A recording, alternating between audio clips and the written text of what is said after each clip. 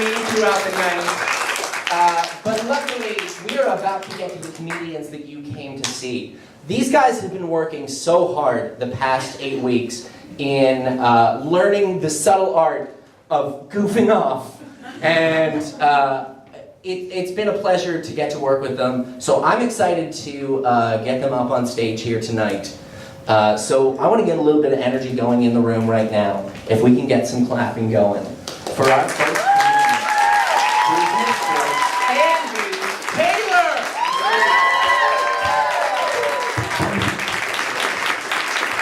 All right, thank you very much, Rob. How's everyone doing out there tonight? All right, great. Woo, my favorite emotional state. I'm feeling a little more ow myself, but that's all right. But do I have any science fans out there tonight? All right, yeah, science is right.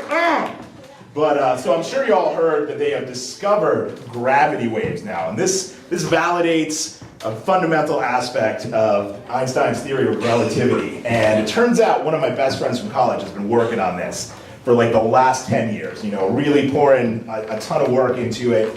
And I'm just so happy for him. I'm just so proud that he's finally caught up to me. Here I am, you know, telling jokes to tens of people on a Tuesday night. And it's not just that. Like every year I take my ugly, ill-fitting clothes, and I take them and give them away to Goodwill. Or also, you know, sometimes I have really horrible thoughts, and I rarely put them in the comment section on CNN.com. But you know, I'm just really happy for Dan, and he's finally caught up. But in terms of science stuff, we probably just had our least scientific holiday, Groundhog Day. You know, it feels really good to be like, well, we've got 100 years of meteorological progress, but let's ask this sleeping rodent what he thinks is going to happen. You know, but honestly, I've been thinking about it, and I think we should be using more animals in terms of just science and medicine. Like, if I go to the dermatologist and say, hey, you know, this mole is looking a little iffy, and WebMD said it's either cancer or lupus. What do you say, doctor? I don't want any of these biopsies. Can you give me one of them cancer sniffing dogs? You know? Like, I want the dog to come in, give me a whiff, sit on the floor, you know, and just feel comfortable enough to just take care of his junk. And I want that kind of just relaxed feeling when it comes time for my medical diagnoses.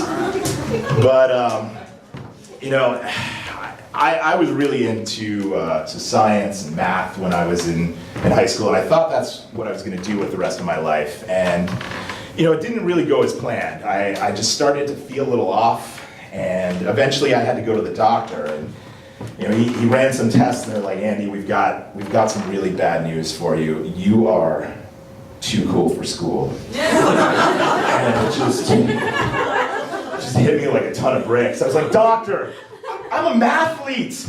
They're gonna kick me off the team. And I just felt awful. I went home and I tried to work out like a calculation to figure out how long it was gonna be until I was too cool. And I looked down at the calculator and all it just said right on the top was boobies. And it was heartbreaking. So I got a cool haircut and joined a band and just played a lot of cool shows and did a lot of cool stuff, and it was terrible. But you know, finally, I did recover in college. I finally got a degree in philosophy, which is great. You know, you get to ponder all the great deep questions of life, like, do I exist? What are ethics? When does Laser Floyd start? Well, I mean, that's kind of unfair. It could have been Laser Dave Matthews Band. Just because you have shitty taste in music doesn't mean you can't ask deep questions. But, so I really learned how to just wait and pick. You know, I like to wait around conversations and just kind of be like, all right, they're ready for it, it's going well, and I just kind of pop myself in and go, well, actually, that's not right at all. And then everybody just kind of scatters, and it makes me feel terrible when I really know I should have gone in there and said, technically, you're totally wrong. But anyway, you know, I also got a women's studies certificate when I was in college. which turned out to be pretty useful. It turns out that men seem to be working under the assumption that like women are on the verge constantly of wanting to see our junk, and it turns out that's not really the case. So let's just kind of run through some scenarios here where it's appropriate to do that and where it's not. So like if you're on the bus and you make eye contact, do you think she probably wants to see your junk? Nah, the bus is not a good place. Or maybe you're doing a great job in a meeting, you have some killer slides in your PowerPoint. They're actually paying attention this time. It's like, maybe should I just like email it to her on the company email? No. Or maybe, you're walking along and you see a woman bleeding on the sidewalk and it looks like a stab wound, maybe a bullet wound. It's cylindrical. It looks like it might be able to be stanched. Would that be an appropriate time? No. You're absolutely right. Never, ever, unless it's explicit, non-prompted consent. No jump. But I worked really hard in that class, and it was really difficult. I had a hard time keeping my bell hooks from my Betty Friedan. But what really saved me in that class was that for every for every answer I got right, I got 22% more credit. Thank you. Good night.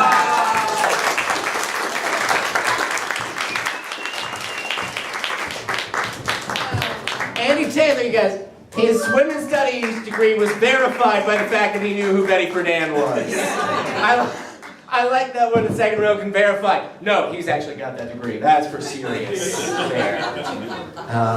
I took my own version of a women's studies course recently by just moving in with my girlfriend. And it's amazing. We go to sleep together and she's right there, and we wake up together and she's right there, and it's so amazing to be up here alone on this stage for a little while. Just because it's a tougher course than you may have taken. I was really hoping that would be like a joke or something that would transition into the next comic. Because honestly, he deserves a whole lot of momentum for the fact that this entire semester I've been really happy that Bill Maher is one of my comedy students. And he's had to endure that almost every week. Every time I introduce his name, I'm way too proud of it. So if you guys can make up for my rudeness by clapping extra hard for him, Mr. Bill Maher.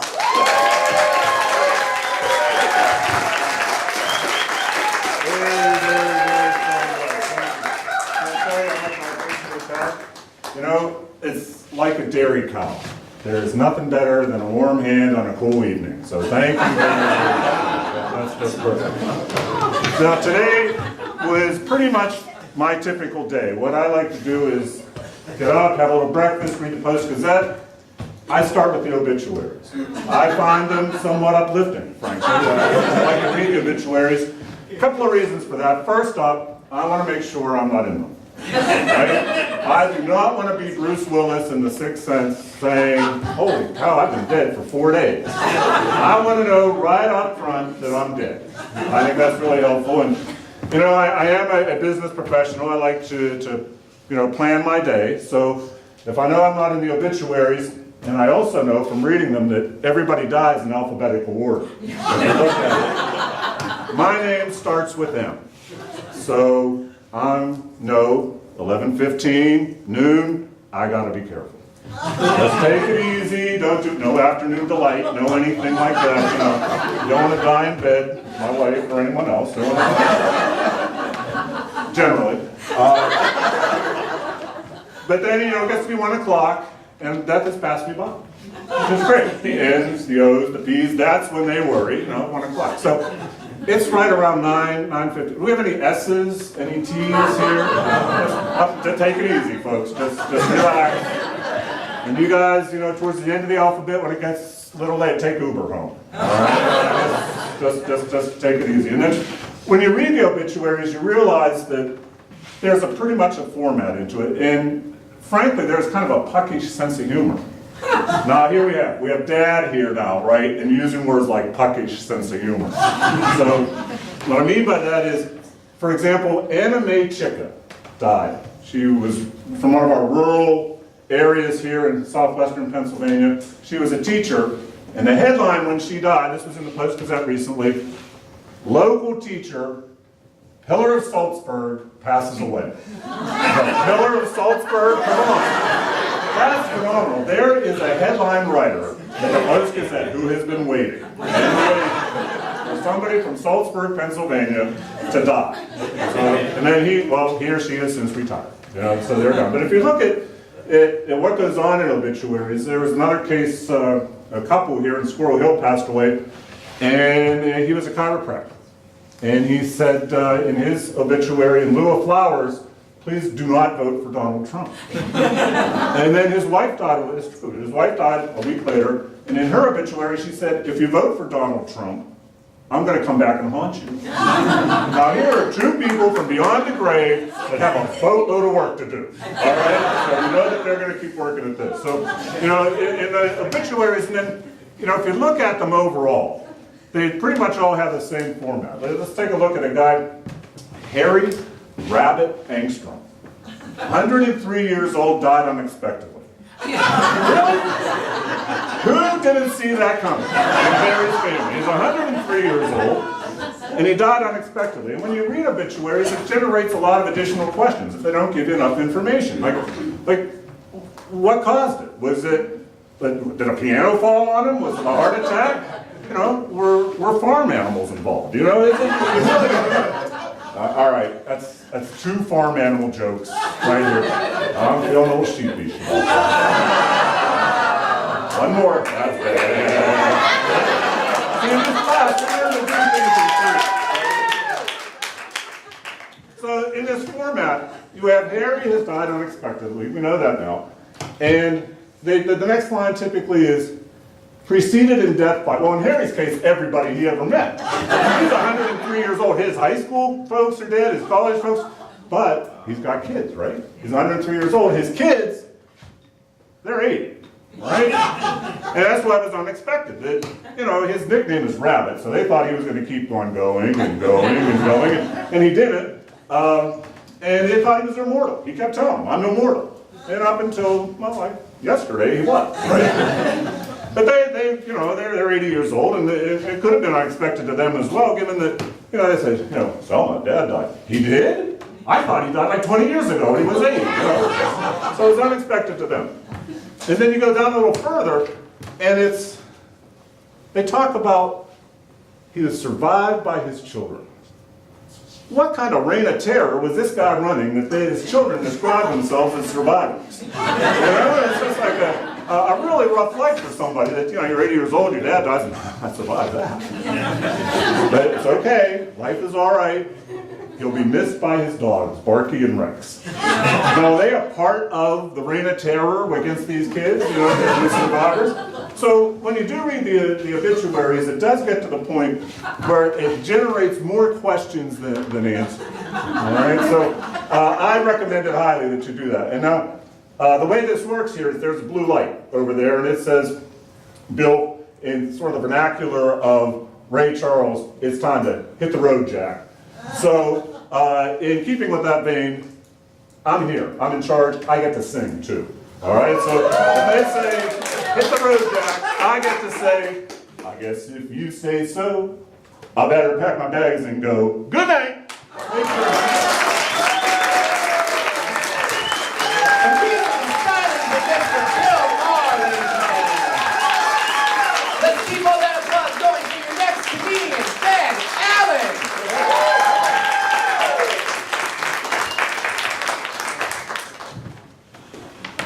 Love Indian food. This is going to be easy. One day I want to open a fast food restaurant that only serves Indian cuisine. I'm going to come up with a clever name. I'm going to call it In a Curry or Curry Up. Love Indian people as well. I have a few Indian friends, but I can't have them over at my house because every time they come over, my cat keeps batting at the dot on the forehead.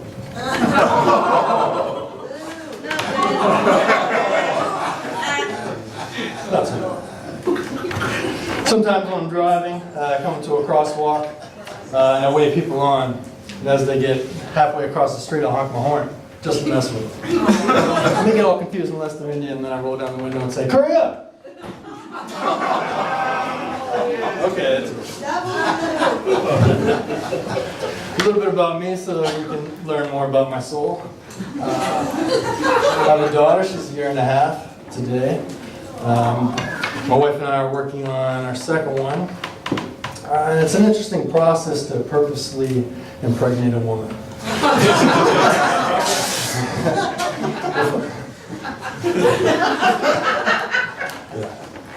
Before I was married, I spent all my time having sex trying not to let that happen. But here I am in the midst of this unprotected marathon. My wife and I were walking the other day. It was beautiful out, so we were walking, enjoying the sunshine. We saw two houses for sale next to each other. She says to me, "Hey, if we buy one of these houses, who do you want to move in next to us?" Without thinking, I immediately said, "Halle Berry." Come over any time and get some sugar, some brown sugar. A lot of O's.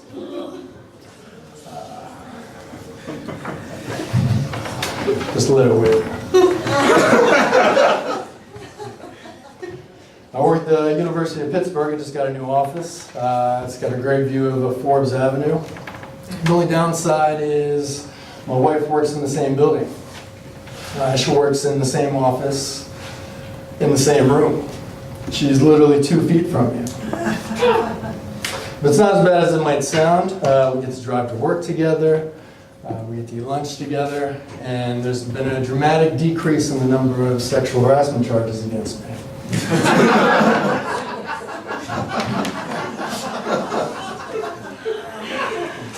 That's where we're going.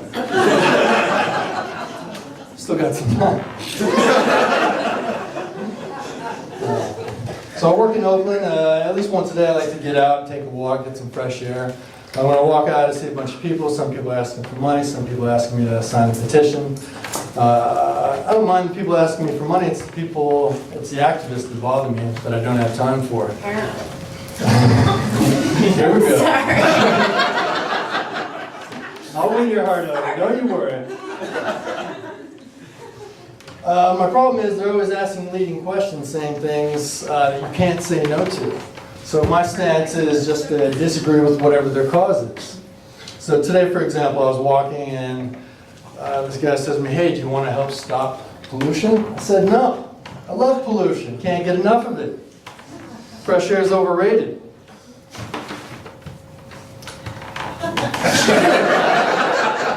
Speaking of pollution, a federal judge recently approved a $20 billion amount for the BP oil spill, something that I support.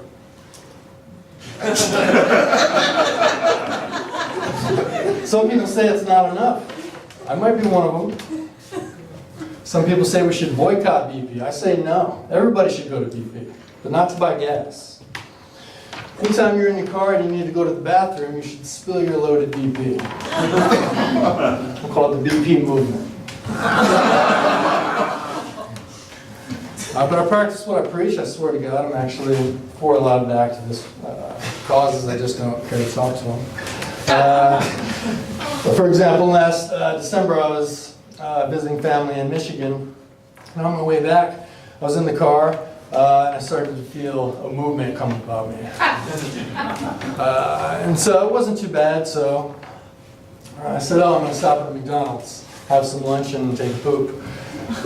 They've got decently clean bathrooms, so I figured I'd go there. So I put it in my GPS, and it tells me to get off the highway, exit, but it was one of those situations where you get off and then your destination is 3 miles away. So I'm driving, and things start to heat up a bit. I need to go a little faster than expected. And so I see a Jimmy John's. So I pull over, I get out, and as I'm walking in, I see a sign that says free smells. And I say, "Oh yeah, I'm going to give you guys some free smells." So I walk in, but there's no bathroom. You know the feeling. So I walk out, get back in my car, keep driving. Then I see a BP. So I get out and I start walking in. But at this point, you know, I've got my guts are gurgling, I'm in bad shape. I get inside. The bathroom has a sign that says "out of order." The BP movement is strong. So I get back in my car, I keep driving. At this point, I'm in really bad shape. I mean, the shit juice is coming out of my ass. After 2 false alarms, the feces is right at the ring of my asshole, and there's not much I can do about it. I'm white knuckling, my face is pale. I pull into a residential area and I get out of the car. At this point, I'm trying to tighten my ass up so much that it looks like I'm walking on stilts. I get out, I survey the scene, look to where I can go. I see a house, has a small little tree in the front yard and a Trump 2016 sticker in the front yard. Primo. So I get in the front yard, drop my pants, and have the sweetest release party of my life. And I think about these things, and I say, well, I wanted to make their grass great again. And feces is a natural fertilizer. I mean, this guy's voting for Trump, so what can you do? Thank you very much.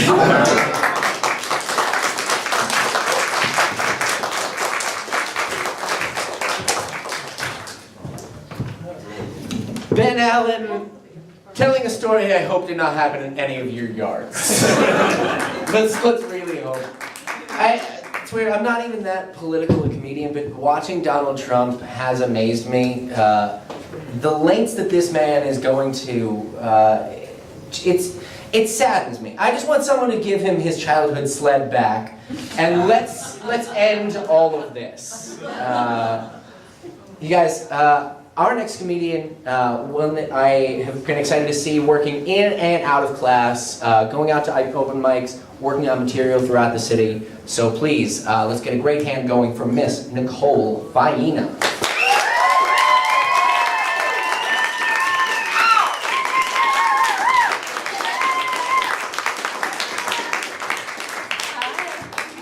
Thank you all for being here, and thanks for being here. So, I'm someone that is actually easily offended, mostly at work meetings, where no one agrees with me. It's a pretty big problem. And sometimes in these meetings, I'm so pissed off, I actually want to walk out. I just want to get up and be like, screw you! And just walk out and leave, right? But the problem is, I think so slow, it takes me so long to realize I'm actually mad that by the time I decide to walk out of these meetings, too much time has passed. And it looks like I'm just going to go to the bathroom. So I've decided to help myself in the future. I'm just going to declare my intentions at every kind of protest so people really know what I'm up to.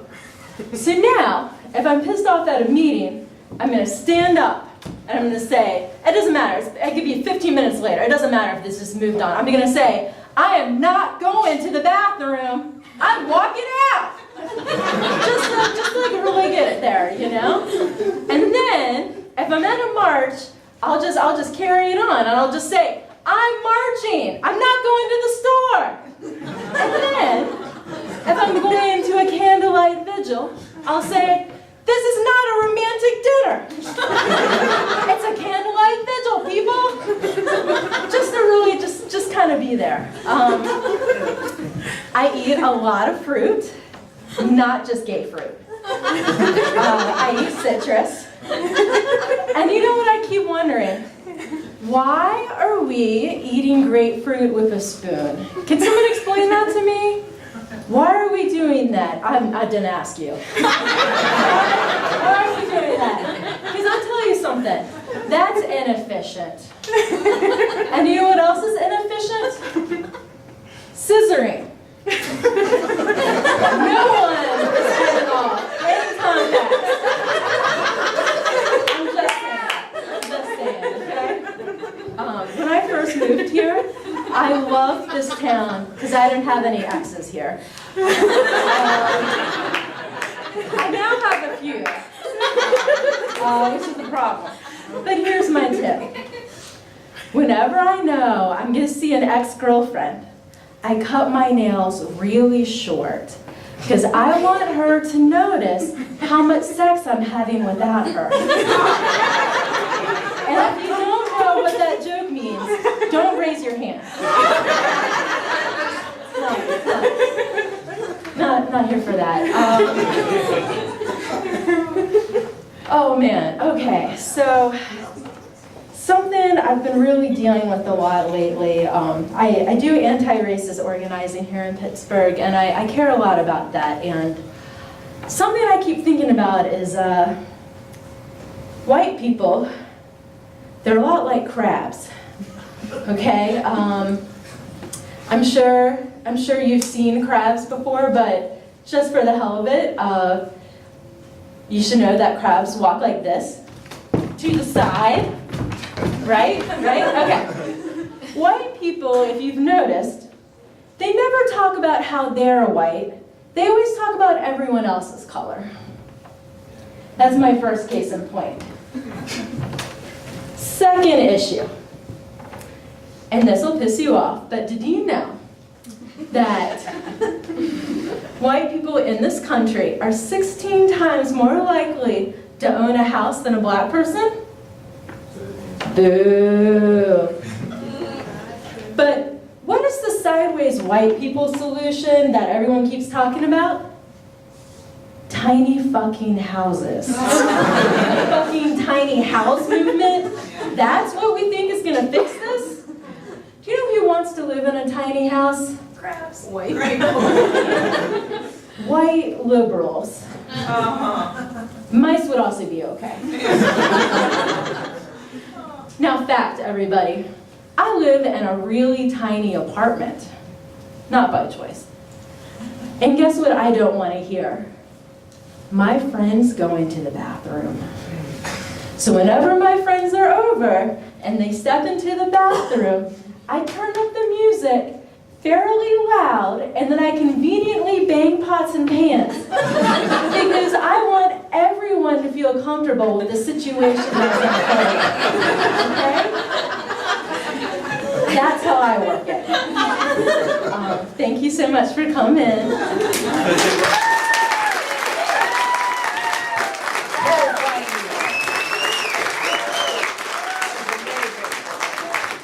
Rarely do you get to be there at the birth of a joke, but we were about 2 weeks into class, and we took a bathroom break, and then we came back to do some material, and Nicole got on stage and was like, yeah, I can't focus on anything I wrote, because I heard everybody that peed, the entire class. And it was kind of fun to be there at the birth of a new joke. It was a great experience.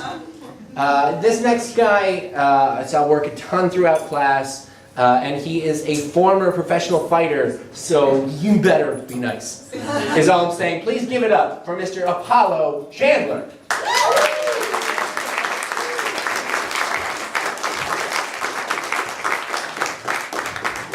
How you guys doing tonight?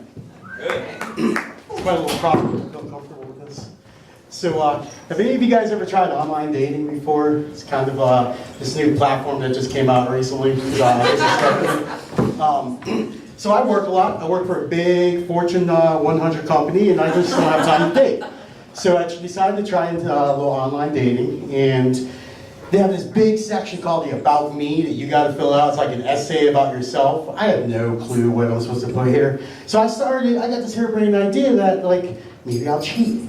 Maybe I will switch my preference from male seeking female to male seeking male. And I can see what everybody else is writing, and then I'll get some ideas. Worked out great for about 15 minutes until I realized they can see you too. Like, they know when you're looking at them. And apparently, I'm not the only person that thinks having a beard is attractive. And being that you're a ginger, I guess means you like a lot of naughty stuff. So that was my first experience into online dating. And about 3 months in, having a great conversation with this girl. You know, she has nothing in common with any of my exes, and I love that. Like, she's not even attractive. Like, that was the best part about it. Like, I don't have any competition. Like, I can go out in public and I do not have to worry about guys hitting on her. So for me, it was a huge win-win all around.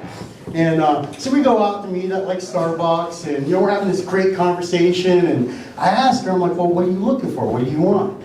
She's like, well, I want a friend. I'm like, well, that's great, best friends, you guys become boyfriend and girlfriend, get married. She's like, no, I just want a friend to hang out with. I'm like, why? It's like online dating. Why are you looking for just friends? Like you had long-term, in your profile. She's like, oh, because I want a long-term friend. I'm like, it's not how online dating works. It's not what you do. And so we started arguing about this in the Starbucks, and I'm confused, because I went in there looking for a relationship, and she looks for a fist bump. And so we started talking about it. I'm like, look, if you want to find friends, that's fine. They got online platinum forums for that. So I get out my phone, I start searching. I'm like, find friends, find adult friends, meet new people, and a whole bunch of sites start popping up. And there's adult friend finder. And I don't know what this is. And it's this online site for you to meet like-minded individuals. So I'm like, cool, And I didn't know what it is, but I'm sure none of you know what this is. I'm going to assume because you guys look like innocent people over here. Right? So it's like whatever kinky fetish fantasy you have, they got a box you can check for that. And then you can check how much you like about it. I didn't know this, so I'm showing her my phone, try this out, do this. She's getting offended. Why? Why? First, if I'm trying to help you out, don't get mad at me. That's not how things work. If I'm trying to be your friend, don't get upset. And so she's getting mad at me. I'm like, cool, whatever, And the whole time I'm having this conversation with her, my mom's blowing up my phone. Because my mother just moved from Florida back to Rochester, New York to live with my sister. Completely bored off her ass, nothing to do, nowhere to go. And so an hour later, things ended. Shit girl took off, steaming mad outside of Starbucks and just keyed up my car and stuff like that. And which I thought was really uncalled for. Somebody's trying to help you out, the least you could do is not key their car.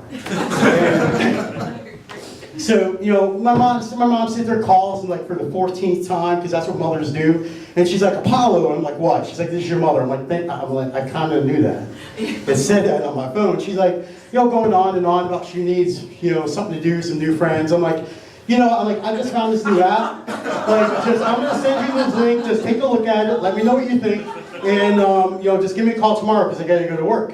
She's like, cool, okay. So I sent my mom the link to Adult Friend Finder, and 3 weeks later now, she's telling me about some great experiences and new friends that she's met. And thank you anyway. My name is Apollo Chandler. This is all my time.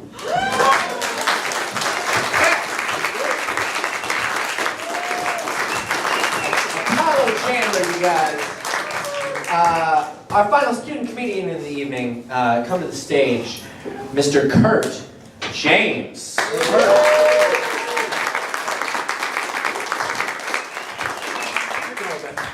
I'll take this with you. Thank you. How's everybody doing this evening? How is everybody doing? We heard all these folks over here, they tried to make you laugh, and they made me laugh for the past 8 weeks. So I just want to thank being the valedictorian for a change. It always happens. I'm the safety guy. I have to try to preempt this thing. I'm a safety guy for a big cookware manufacturer, so that's the reason why I'm wearing this high-vis green and all this sort of stuff. Whenever I was younger, I tried to figure out what my favorite things were in life. My favorite football play? Safety. Favorite football position? Safety. Favorite baseball play? Being safe. So as you go through those, you sit there and say, that's how this guy is. So whenever I was younger, I joined the volunteer fire department.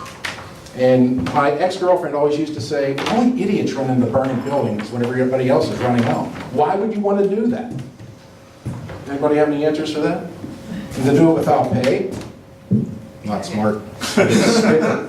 So, it's one of those things, whenever I was in high school, I was a captain of the football team, wrestling team, baseball team, all those other cool things. I was salutatorian. Any salutatorians out there? One? Valedictorian? None. Even better. Well, mine was homeschooled, so I guess I sort of so sorry. You know, I see one of my alumni association members here, my sister.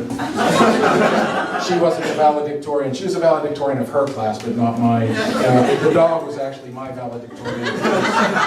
He got that extra bone at obedience school. So from there, I decided I was going to go to college. I went to Slippery Rock, one of the greatest places in the world. You know, being a volunteer firefighter, I joined a fraternity.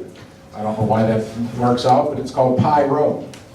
I really understand it's an arsonist fraternity. So our slogan was, I light 'em, I fight 'em.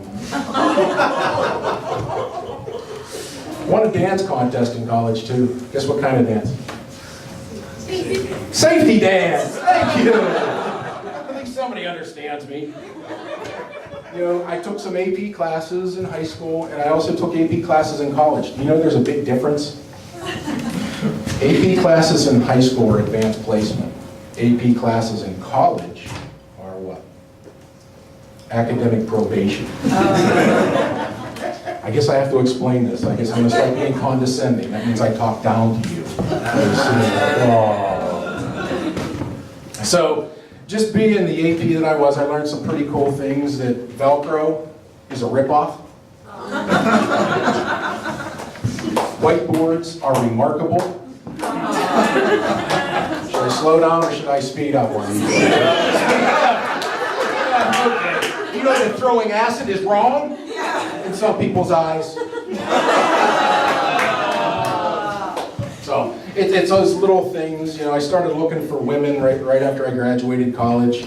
I started dating a homeless woman, and I knew it was getting serious whenever she asked me to move out with her. Sort of like walking outside this theater. Hey, we're home. Cool. No, but I didn't. I met my ex-girlfriend the old-fashioned way. You know, alcohol, bad decisions. Sort of like a Cosby date.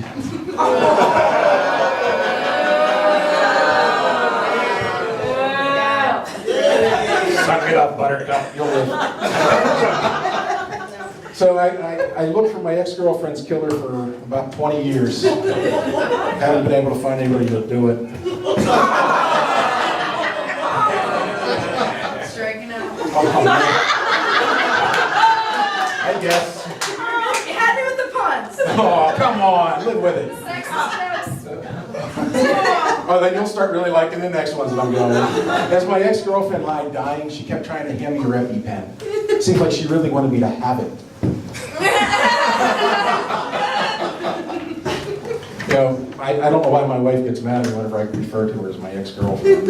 You can talk to her later on, she's out in the audience. Okay. You know, my ex-wife, whoa. Boy, there goes the thing, I always get late when she wants to. Nobody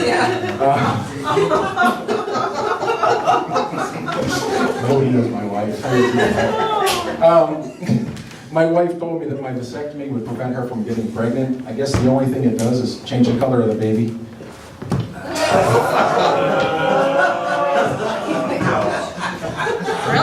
I'm going to start going on to my dad now. Sorry, I'm doing so well on those ones. You know, my dad asked me to help him check his balance at the ATM, so I pushed in his numbers. Everybody thought I was going to say I pushed him over to check his balance. No, I pushed in and it printed out a ramen noodle coupon. You know, my grandfather, you know, he has a heart of a lion and a lifetime ban from the zoo. Yeah, I have a road worker uncle. He works for PennDOT. He did work for PennDOT until he got fired. You know, they said he was stealing stuff. I didn't believe it. I got to his garage.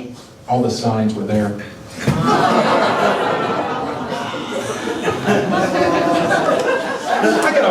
I have to end on a good one. I'm trying to think. So here goes one of those bad jokes. Okay, I was driving to work this morning and I saw my Arabian neighbor shaking out the welcome mat at our house. It's like, oh, what? Won't start?